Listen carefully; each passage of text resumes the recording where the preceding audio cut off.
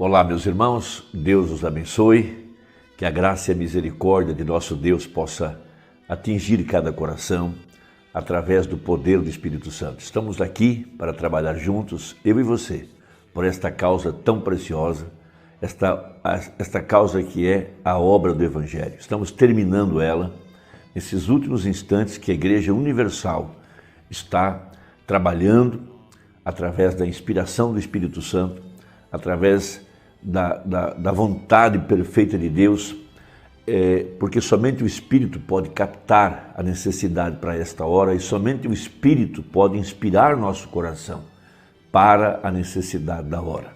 Como aquela mulher que lavou os pés de Jesus Cristo, ela tinha uma obra para fazer, como nós também temos uma obra para fazer. E ela ficou esperando até que a inspiração lhe atingisse, para que ela pudesse dar um passo à frente, um passo de fé, para fazer aquilo que Deus queria que ela fizesse.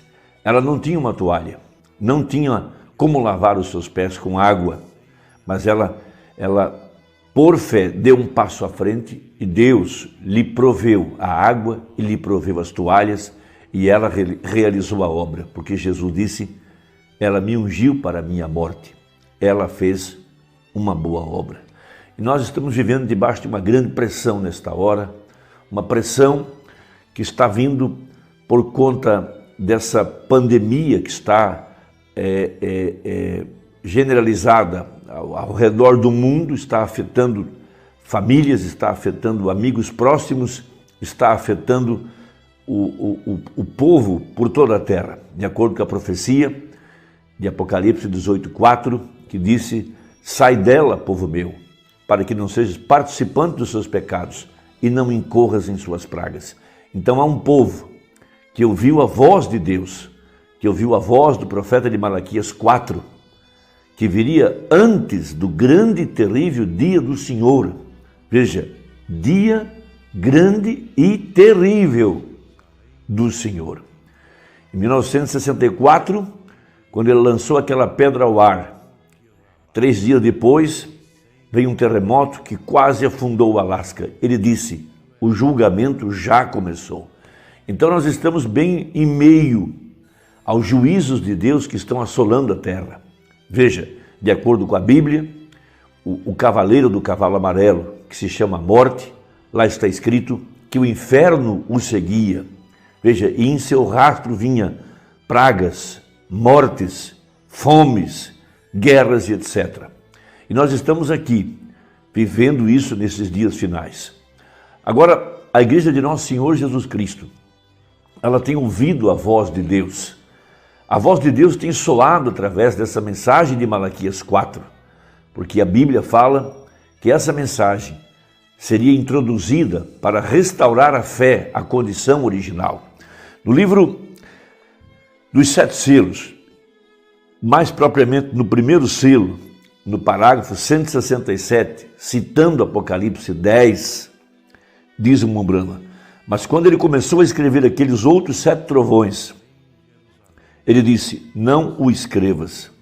Ele tinha sido comissionado a escrever tudo o que viu, mas quando estes 7 trovões, lá em Apocalipse 10, soaram, ele disse, não o escrevas de modo algum. Eles são mistérios, ainda não sabemos o que são, mas, em minha opinião, eles serão revelados muito em breve.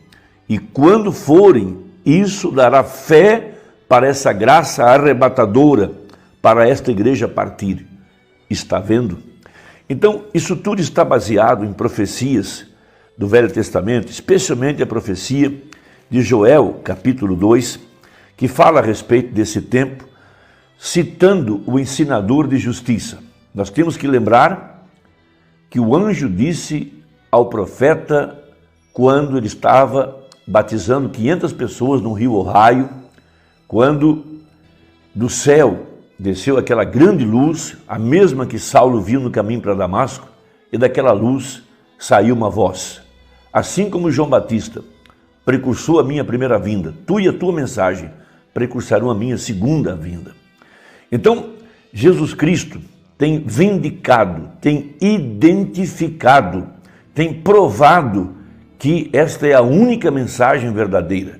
Veja, o profeta de Malaquias 4, que viria antes do grande e terrível dia do Senhor. Este é o profeta de Apocalipse 10, 7. Veja, uma mensagem vindicada, provada, totalmente escriturística, para trazer a fé para o arrebatamento. Então, não há na Bíblia nenhuma outra profecia aonde está escrito que haveria dois ensinadores de justiça ou que haveria uma outra mensagem após a mensagem de Malaquias 4. Você tem que fazer uma decisão. Se você quer seguir um teólogo, um pregador, por melhor que ele seja, por mais eloquente, por mais bondoso que ele seja, mas veja, o único profeta, a única mensagem, o único mensageiro é esse de Malaquias 4. E você tem que optar, se você quer realmente entrar nesse canal para receber a fé para o arrebatamento, você tem que ouvir essa voz no coração. A razão pela qual esses 7 trovões soaram e não foram escritos é porque eles soariam dentro do nosso coração. E o que é que eles diriam? Esses trovões foram enviados para mostrar para você que essa mensagem é Jesus Cristo, que essa mensagem é Deus, é a voz de Deus, que essa mensagem é a única que pode nos preparar para o arrebatamento. É isso que esses 7 trovões falaram. E eles têm que falar dentro do seu coração de que Deus exaltou essa mensagem, Deus exaltou esse profeta, Deus exaltou essa obra. Isso você tem que ouvir, porque enquanto não ouvir essa voz em seu coração, você correrá atrás de falsos ungidos, como disse Jesus. Jesus disse, olha, há um homem ungido, uma mensagem poderosa em tal cidade, em tal lugar. Jesus disse, não vá lá, não acredite. Porque essa mensagem de Malaquias 4 está glorificada pelo Espírito Santo. Esse profeta está glorificado pelo Espírito Santo. É isso que os trovões têm falado aos nossos corações, que essa mensagem é a voz de Deus. Então veja Joel capítulo 2, a partir do versículo 21. Não temas, ó terra, regozija-te e alegra-te, porque o Senhor fez grandes coisas.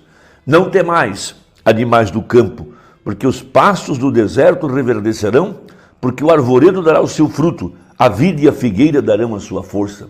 Veja, nós somos esses animais do campo, nós somos o rebanho, nós somos as ovelhas, e ele é o nosso pastor. E vós, filhos de Sião, veja, a igreja, regozijai-vos e alegrai-vos no Senhor vosso Deus, porque ele vos dará ensinador de justiça e fará descer a chuva, a temporã e a seródia no primeiro mês. Veja, na versão original, King James, aquela utilizada pelo profeta para pregar a mensagem, lá está dito, um ensinador de justiça. E quando ele ensinasse a mensagem, a palavra, ele faria descer a chuva. Chuva na Bíblia é avivamento, é o poder do Espírito Santo caindo sobre a igreja para vivificá-la e dar-lhe poder para receber a graça para o arrebatamento. Veja, e as eiras se encherão de trigo e os lagares transbordarão de mosto e de óleo. Verso 28, e há de ser que depois derramarei o meu espírito sobre toda a carne, e vossos filhos e vossas filhas profetizarão, os vossos velhos terão sonhos, os vossos mancebos terão visões, e também sobre os servos e sobre as servas naqueles dias derramarei o meu espírito. Então esta é a mensagem para esta hora. Veja, na mensagem ouvi, mas agora vejo, a partir do parágrafo 195 está escrito aqui. Agora, todos sabem que temos uma promessa da condição da igreja no último dia. A igreja, na sua condição presente, nunca pode cumprir os mandamentos de Deus. A grande comissão nunca poderia chamar a noiva. Quem fará isso? Os pentecostais? Eu diria que não. Nenhum do restante deles. Esta é a palha que está no trigo. Esta saiu, parecendo exatamente com o trigo, mas ali não havia nenhum trigo. Ele se abre, mas o grão sai dali. Eles se organizaram, eles se matam, aí está onde eles morrem. Eles são talos, mas o trigo tem que sair dali. E agora está começando a formar na forma da noiva. O grão do trigo que caiu no chão através das eras negras teve que morrer. Aquele crítico dizendo, por que um Deus de misericórdia que pode abrir o mar vermelho permitiu ali de pé que aqueles pobres cristãos fossem comidos por leões e queimadas e tudo mais? Eles não podiam entender. Assentado como se estivesse rindo daquilo, o pobre ignorante. Ele não sabe, a não ser que caia um grão de trigo no chão, disse Jesus. Isso teve que morrer através daquelas eras negras. Como qualquer outro grão de trigo, tem que ir para baixo, a terra, e ser enterrado para trazer na primeira reforma aquelas 2 folhas de Lutero, o talo. Isso ainda, ou melhor, isso tinha que vir para os wesleyanos, metodistas, depois para produzir o pólen, a borla, a grande era missionária. Teve que vir no pentecostal para a restauração dos dons, quase para enganar o próprio eleito. Entre parênteses, parece um grão de trigo. Fecha parênteses. Quando abre, não há nenhum trigo ali, é somente a casca. Mas lá atrás, então, eles começaram a formar a organização da unicidade, a organização da trindade, a organização das 2 pessoas, a organização da igreja de Deus, e todas organizadas. E exatamente a morte. E agora o que acontece? Porém é um escudo para o trigo. Tem crescido através disso o tempo todo. Agora está começando a separar-se. O trigo está começando a aparecer. Esta não é uma era pentecostal. Esta é a era do dia tardio. Esta é a era da noiva. Esta é a luz do entardecer. É quando Malaquias 4 deve ser cumprido para seguir o padrão de Deus. Isto é Lucas 17:30, para ser cumprido. Este é o livro de Jeremias e todo o restante deles, que Joel falou desses dias. Este é aquele dia. Eu ouvi, Senhor, e isso estava chegando, porém agora eu vejo isto com os meus olhos. Apesar de muitos grandes falsos personificadores, levantaram aqueles Janes e Jambres com todos os seus recursos para fazer tudo que Moisés fez. Nunca o atingiram ou o harão de forma alguma. Eles sabiam onde, como Jó, eles sabiam de onde vinha a sua inspiração. Eles sabiam que isto era assim, diz o Senhor. E a mesma Bíblia que falou deles disse, eles viriam nesses últimos dias personificadores. Falsos profetas, falsos ungidos. A primeira e a segunda etapa do ministério do irmão Branham, a cura, o discernimento de espírito, isso já se denominou. Isso não produziu o grão verdadeiro. O que produziu o grão verdadeiro foi a palavra, a revelação dos mistérios. Veja, 7 trovões soando dentro dos nossos corações para provar que essa mensagem é Deus, que essa mensagem é Jesus Cristo, o que os 7 selos revelaram, as 7 vozes de Apocalipse revelaram que essa mensagem é a voz de Deus. E isso tem que soar no coração do eleito. Os outros podem ouvir um trovão, mas não podem entender. Mas o eleito, por inspiração, por revelação, sabe que só há uma mensagem, só há um mensageiro, só há um homem comissionado, só há um ensinador de justiça. E eles viriam nesses últimos dias personificadores, aquelas denominações religiosas, quando algo começou. Quem começou primeiro? Moisés ou eles? Se ele tivesse começado primeiro, Moisés seria o imitador. Então, quem são esses que estão vindo agora após o ministério do irmão Branham? Imitadores. Porque eles não podem trazer nenhuma luz maior do que essa que trouxe o William Branham. Eles não têm mensagem. O que eles têm é uma imitação de dons, como Janes e Jambres. Eles caem na contradição de Coré. Mas o eleito ouviu os trovões em seu coração. O eleito sabe que essa mensagem é a voz de Deus. O eleito sabe que essa é a palavra manifestada, o verbo. Que Deus te abençoe. Que este trovão soe dentro da sua alma. Que Deus te ajude e mande essa mensagem para quem você ama. Vamos trabalhar juntos e até a próxima, se Deus quiser. Em nome de Jesus. Amém.